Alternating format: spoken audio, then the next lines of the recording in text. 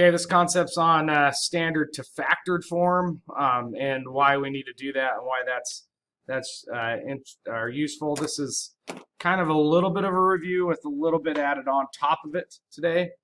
And so we're going to focus on a couple different questions here. These first two questions here, if you'll look at them, the first one is how do we find an x-intercept when we're given a quadratic in standard form? Meaning if I have this quadratic right here that's in standard form, how do I find the x-intercept where it crosses the x-axis? And since x's are the same things as what we call zeros in this case, the answer is to put it in, we want to put this in factored form. Okay, so that's what I want to do with this one, is put that in factored form. And then the next question that's important is how do we find a y-intercept?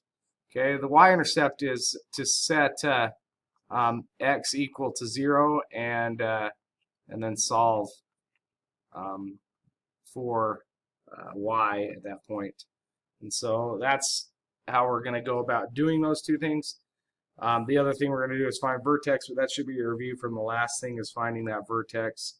Again, that h and k as well is what we're looking for in this one as well. So we're going to start with finding my x-intercepts. So we're just going to give you an example here where we find x-intercepts, vertexes, and y-intercepts, and then also graph this really quick. Okay, I'm kind of putting this all together where we can sketch this graph. Okay, so for my x-intercepts, again, the answer was to put this thing in factored form, so I want to factor this. So I look for a greatest common factor. There's no greatest common factor, so I times a and c together. That would be 1 times 5.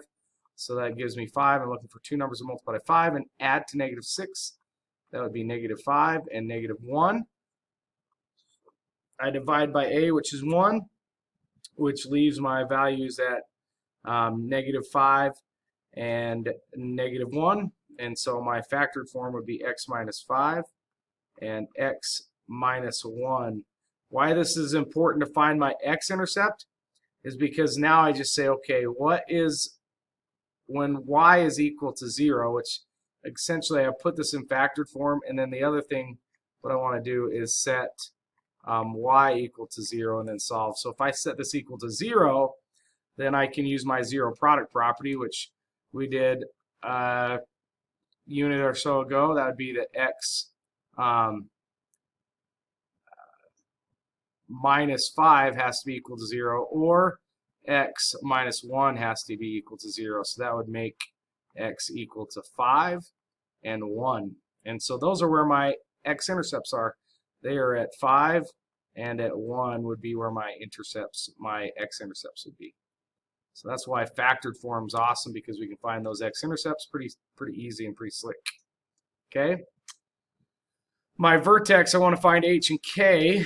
All right. And so to do that, I'm just going to go back to my original standard form and do what we did to find standard of vertex. So if you guys remember, I want to find h, which is going to be negative b over 2a. It should be a review. So this is negative 6 here. This is 1 here. This is going to give me 6 over 2, which is going to give me 3.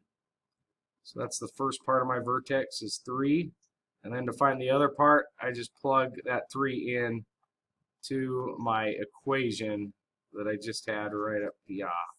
So we're going to go 3 squared minus 18 is what it ended up going to be, and then plus 5, which is going to give me negative 4. So that would be my other part of my vertex right there.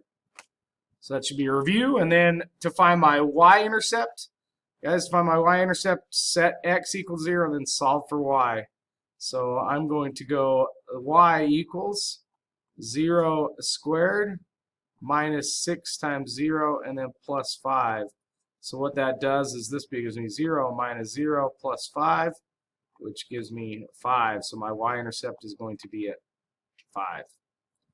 And so once I've done that, I can go ahead and graph all these points. My intercepts are at 1 and at 5. And then my y-intercept is at 5. Should be right up here. And then my vertex is at 3, -4, which is right down here. And if you guys can see, it starts taking shape. If you remember, all quadratics are this U shape. So we're going to look something to that effect. And so having those intercepts and that vertex makes it a little bit easier to sketch that graph. So again, finding x-intercepts, we're going to put it in factored form, then set y equal to 0. And then to find the y-intercepts, we're going to set x equal to 0.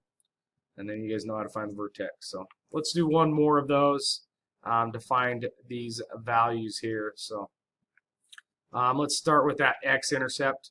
So the x-intercept, I'm going to take this -2x squared plus 16x and minus 30, and I'm going to factor this. So it does have a greatest common factor of -2, which will leave me with x squared minus 8x, and then plus 15. Then I'm going to times a and c together. That will give me 15. I'm looking for two numbers to multiply 15 and add -8. That'll be -3 and -5. Divide by 1, which doesn't change any of those, so that gives me x minus 3 and x minus 5. And I have this -2. We're going to set this equal to 0 to find my intercepts, which means I'm going to have x is going to be equal to 3 and 5. So those would be my two intercepts there. Okay, now I'm going to find my vertex. To find my vertex, I find h, which I'm just going to go negative b over 2a. So b would be 16, and a would be -2. This would give me -16 over -4, which is going to give me 4. And then to find k, I'm going to plug that 4 back in. So 4 squared plus 16 times 4, and then minus 30. And so we're going to find out what that gives me there. Sorry, hold on a second. So that gives me 2. And so my vertex is going to be 4, 2. And then to find my y-intercept, I'm going to set x equal to 0. So this would be y equals -2 times 0. Just going to plug in 0 essentially. And 16 times 0 minus 30. It always is this last term, so it'd be -30 in this case.